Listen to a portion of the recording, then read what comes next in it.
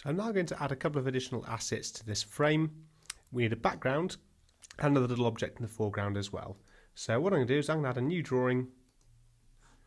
I'll call this BG for background.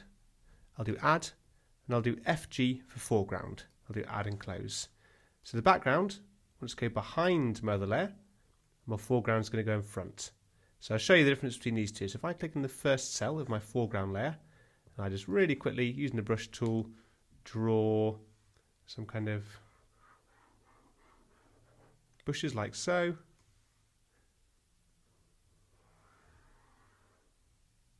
There we go, and let's fill those in with a dark green. Now there's only a light green, so I can create a new colour by pressing plus, double click on there, and then choose a colour that you prefer. Let's call it dark green. There we go. So I fill that in. Let's add some squiggly foliage lines.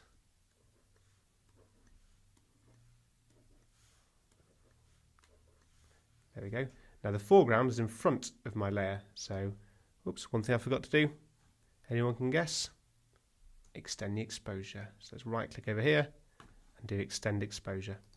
There we go. So now as this guy swings down, he goes behind the bush, like so. Whereas the background, if I draw in there, let's click on my layer and zoom out.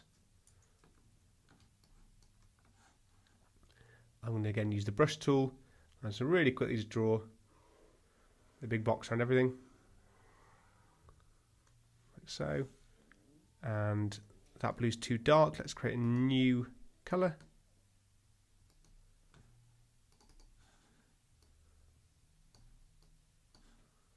Let's call it sky.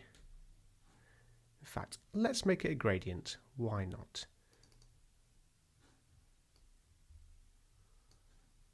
That's better. So if I then fill that gradient like so,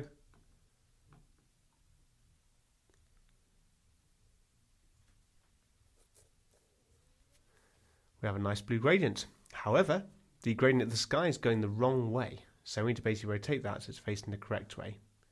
This can be done in the contour select tool. You've got edit gradient stroke texture. If I click that, then I can use these handles to rotate the gradient.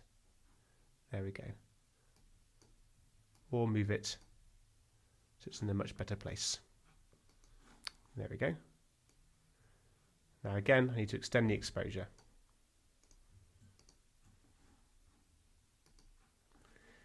Now, we'll notice that our pendulum guy is currently transparent. That's not fun. Let's give him a colour.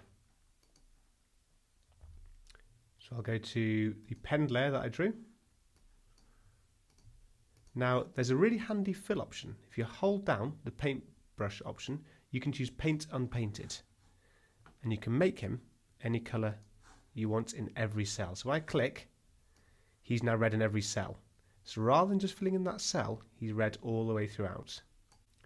And what I might want to do now is preview the animation without light table on. So if I switch off light table, there we go, we can see the preview in a much nicer view. Let's zoom in slightly. This square area here is our screen size, by the way, so anything outside of this composition won't be included in the animation.